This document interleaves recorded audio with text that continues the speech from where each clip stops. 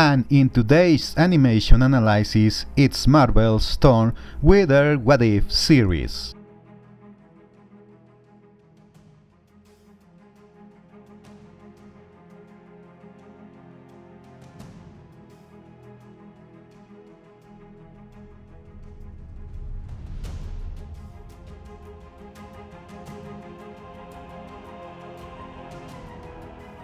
The second season of What If has been released on Disney Plus, or in Spanish, ¿Qué pasaría si? In its sixth episode, a new superhero emerged, a woman from the Mohawk tribe. The Mohawk is an indigenous group that historically inhabited the easternmost part of the current United States and the southern region of Canada. They were part of the Iroquois Confederacy consisting of the Mohawk, Oneida, Onondaga, Cayuga, Seneca, and Tuscarora. Descendants of this fictional character played a role in building the Empire State and other tall structures and bridges in New York. Known as Skywalkers or Eaglemen, as they were remarkably tolerant of heights. However, their ancestors experienced land dispossession and other abuses leading to their recollection to reservations. Now, for those unfamiliar with Marvel comics and movies, they often explore the concept of multiverses. This suggests that our universe is just one among countless others, similar yet different. In this alternative universe, European arrival on the continent still occurs.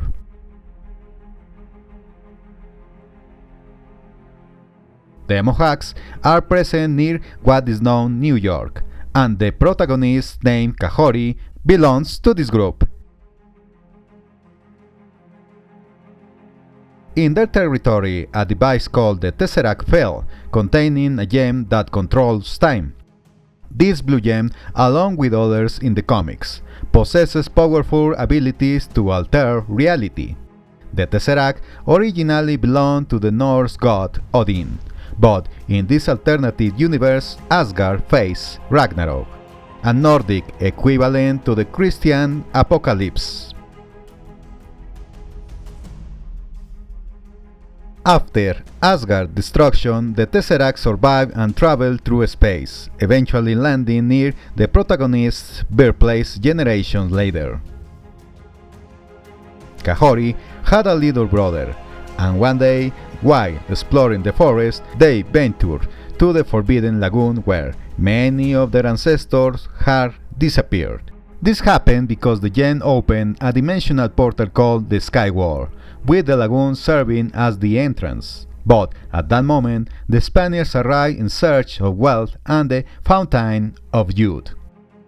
Both are pursued, and in the process, Kahhori is injured by a musket shot, falling into the blue lake.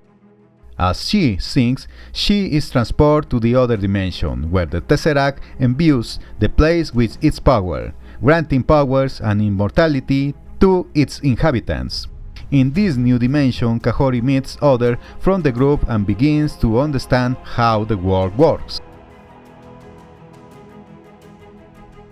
Some Spaniards discover the lagoon, believing it to be the Fountain of Youth, and submerge themselves, only to be sucked into the other dimension. There, they attack with their muskets, but the protagonist proves to be very powerful, stopping bullets and easily subduing the Spaniards. Knowing that there was more where she came from and initially unable to return, Kahhori manages to control the access portal, originating the other Mohawks, who were hesitant to fight against the invaders. Initially refused, they eventually join her, and she single-handedly faces the Spanish.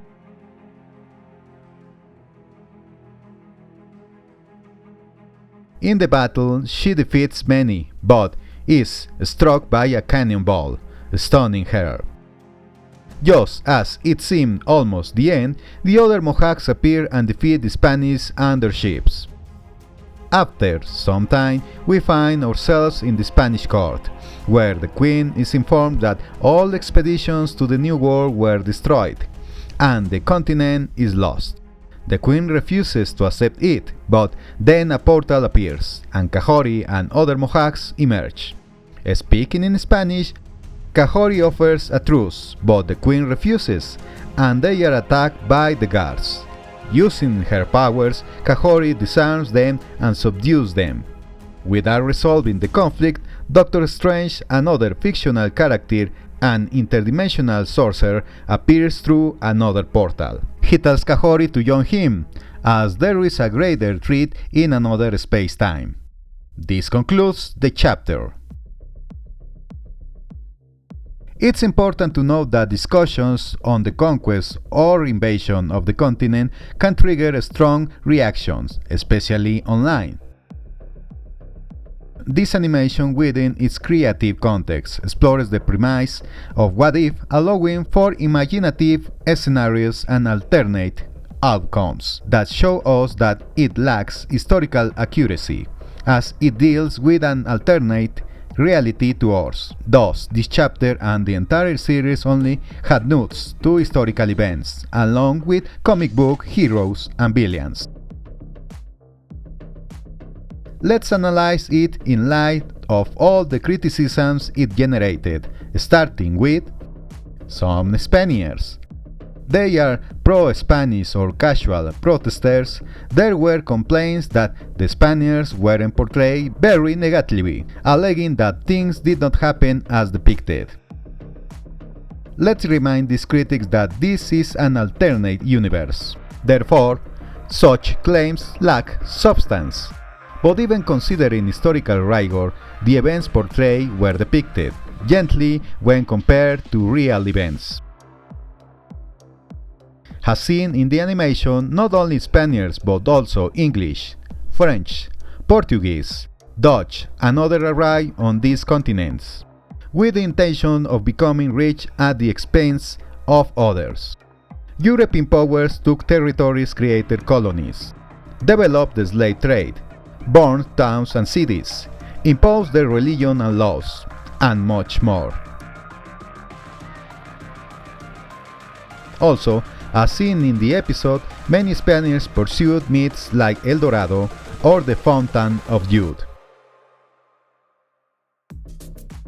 Another complaint related to the lack of historical accuracy is that the Spaniards did not reach New York and that it was the English who did. That is true. They did not reach present-day New York, but did reach areas later called New Spain. Regarding the complaint about why the Spaniards are portrayed negatively and not the English, let's remember that this has already been seen many years ago with Pocahontas. It also lamented the lack of historical accuracy, but it depicted the English arrival at their ambitions. And, to be honest, in the animation there is no reason for the Spaniards to be shocked or outraged, as the fundamental events that underpin the plot did indeed happen in our universe.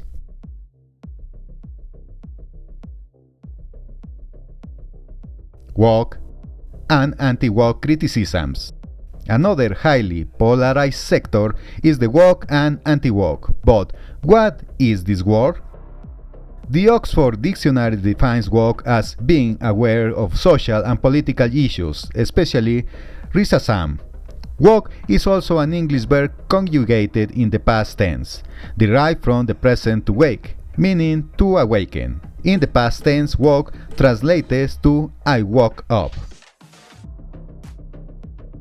This word was coined in the United States decades ago due to racial and gender discriminatory issues among others. Civil movements emerged to defend human rights for groups such as African Americans, Asians, Latinos, gays, women, among many others. However, like any ideology, religion, political stance, etc., it undergoes changes, regenerates, degenerates or gives rise to extremism. In recent years, radical woke individuals have gained strength, assuming a stance of superiority and practicing intolerant behaviors. All of this has even impacted the entertainment sector. Hypocritical campaigns like Disney have joined the politically correct way. While every human has the right to be free in their thinking, sexuality, religious and political beliefs, as long as it doesn't harm others. The truth is that, for certain policies with obscure motives known only to them, they had included woke empowerment in almost all their products. It's not that one should be alarmed to see something like this in entertainment products, but they have done it in a clumsy, unorganic, and even arrogant way. The result of all this, much of the entertainment content that comes out on the internet, in movies, streaming, etc., is generally attacked as woke or anti-woke. Yes, the clearest example is Disney, who brought successful products to forcibly insert empowerment, throwing quasi-goddess women everywhere.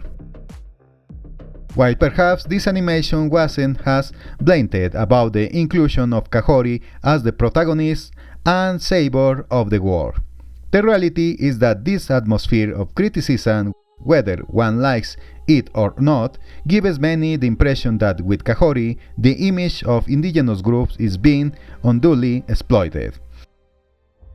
And there is a forced inclusion of women in historical settings.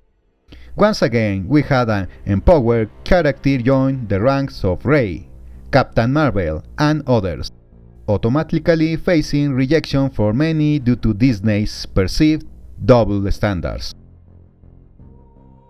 But current extremism has changed the rules, and some see Kahhori as just another woke product with forced inclusion.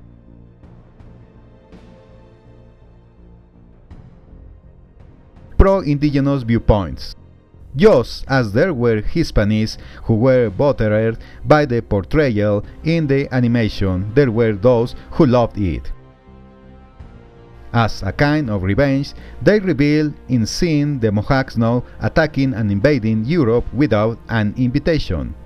In the realm of imagination, anything is possible, and since this is a product of imagination, it's permissible to imagine that everything happened in reverse, where the Mohawks became the guardians of the entire continent, rejecting all Spanish incursions in the north, center, and south of the continent.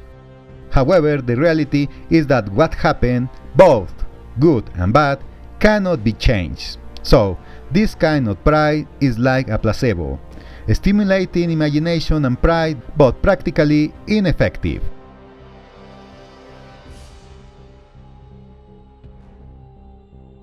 Not forgetting the part of the animation where it is mentioned that the Mohawks themselves fought among themselves for control of the secret lake.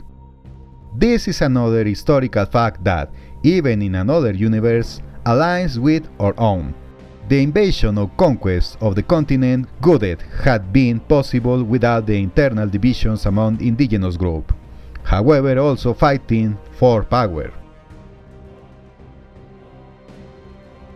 Now, the historians, whether professional or self-taught, we included them in this group. Well, you can search on YouTube, and there are several analyses of this episode where they obviously mention that everything is historically inaccurate. Well, what did you expect? It's what if. But even from the bad side, one can learn. And that's why these products are for to serve as a pretext for research, and to find out if indeed the Spaniards reached present-day New York to deal with the Mohawks. Hernán Cortés would have also wanted the weaponry these Spaniards used, and Cortés and many others financed their expeditions. Obviously, Queen Isabel of Spain wasn't alive at that time. It was Charles V. Even in that, they did a favor to the Hispanics by pitting a woman against a woman. If they had portrayed Charles V, it might have wounded his masculinity more, being brought to his news by a woman and then an Indian, as they were called. Kahhori sparked various criticisms. From my perspective, as a product of historical education, it was disapproved. The animation is acceptable, but that's the minimum one can expect from Disney via Marvel. Criticism its historical accuracy isn't worth it, as unlike others who complain about historical accuracy. I look quite funny and contradictory if I complain about the lack of historical rigor in this series when, on the other hand, I accept the historical truth of Captain Carter, Doctor Strange or Thanos. Certainly, Disney managed some of its current inclusive policies with double standards. Although, credit must be given to the creators of this episode for having the Mohawks and the Spaniards speak in their original languages. So Kahhori is an animation that, if you're aware of how the rules of its universe work, entertains you. The plot is not so strong or aggressive that someone should feel offended about events that actually happen, or that it perpetuates the Black Legend, or that it is Moctezuma's revenge, because it is not.